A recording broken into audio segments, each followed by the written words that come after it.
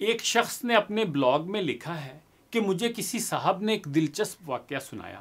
وہ ترکی کے راستے یونان جانا چاہتے تھے۔ ایجنٹ انہیں ترکی لے گیا۔ یہ ازمیر شہر میں دوسرے لوگوں کے ساتھ برف باری کا انتظار کرنے لگے۔ سردیاں یورپ میں داخلے کا بہترین وقت ہوتا تھا۔ برف کی وجہ سے سیکیورٹی اہلکار مورچوں میں دبک جاتے تھے۔ بارڈر پر گشت رک جاتا تھا۔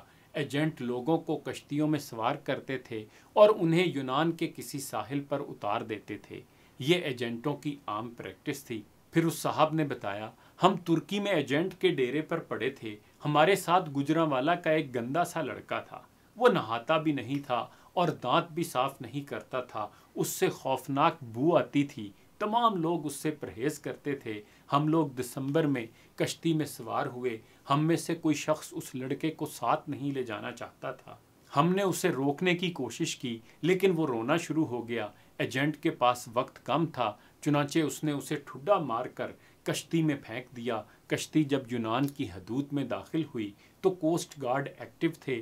یونان کو شاید ہماری کشتی کی مخبری ہو گئی تھی۔ ایجنٹ نے مختلف راستوں سے یونان میں داخل ہونے کی کوشش کی مگر ہر راستے پر کوسٹ گارڈ تھے۔ اس دوران اس لڑکے کی طبیعت خراب ہو گئی۔ وہ الٹیاں کرنے لگا۔ ہم نے ایجنٹ سے احتجاج شروع کر دیا۔ ایجنٹ ٹینشن میں تھا، اسے غصہ آ گیا۔ اس نے 2 لڑکوں کی مدد لی اور اسے اٹھا کر یخ پانی میں پھینک دیا۔ وہ بیچارہ ڈبکیاں کھانے لگا۔ ہم آگے نکل گئے۔ ہم ابھی آدھ کلومیٹر آگے گئے تھے کہ ہم پر فائرنگ شروع ہو گئی۔ ایجنٹ نے کشتی موڑنے کی کوشش کی۔ کشتی اپنا توازن برقرار نہ رکھ سکی اور وہ پانی میں الٹ گئی۔ ہم سب پانی میں ڈبکیاں کھانے لگے۔ میں نے خود کو سردی، پانی اور خوف کے حوالے کر دیا۔ میری آنکھ کھلی تو میں ہسپتال میں تھا۔ مجھے عملے نے بتایا کشتی میں سوار تمام لوگ مر چکے ہیں، صرف 2 لوگ بچے ہیں۔ میں نے دوسرے شخص کے بارے میں پوچھا۔ ڈاکٹر نے میرے بیڈ کا پردہ ہٹا دیا۔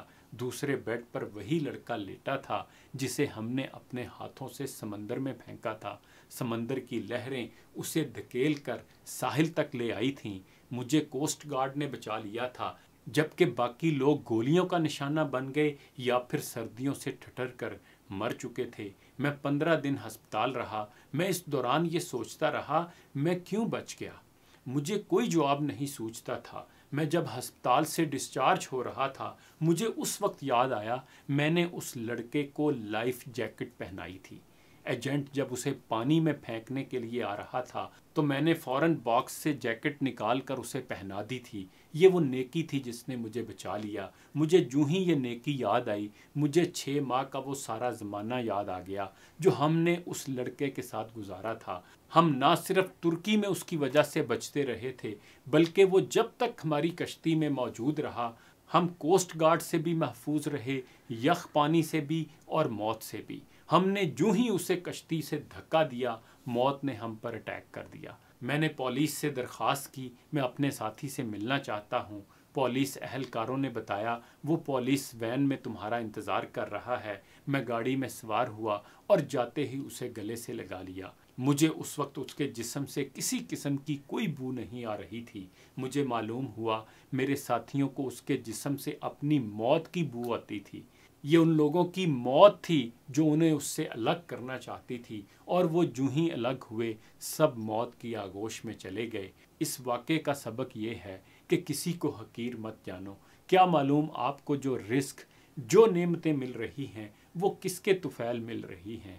ایک حدیث کا مفہوم یہ ہے کہ تمہیں تمہارے کمزوروں کے طفیل رزق دیا جاتا ہے۔ ممکن ہے جسے آپ بوجھ سمجھ رہے ہوں وہی آپ کے لیے رحمت کا باعث ہو۔ شیخ سعدی کے شعر کا مصرع ہے، تونگری بے دل اسنا بمال۔ امیری کا تعلق دل سے ہے، دولت سے نہیں۔ دل بڑا رکھیں، خدا مزید نوازے گا۔ تمام مخلوق خدا کا کنبہ ہے، خدا کے کنبے سے محبت کریں، آپ کو خدا مل جائے گا۔ انہی گزارشات کے ساتھ اجازت چاہوں گا۔ اپنا خیال رکھیے گا۔ اللہ حافظ۔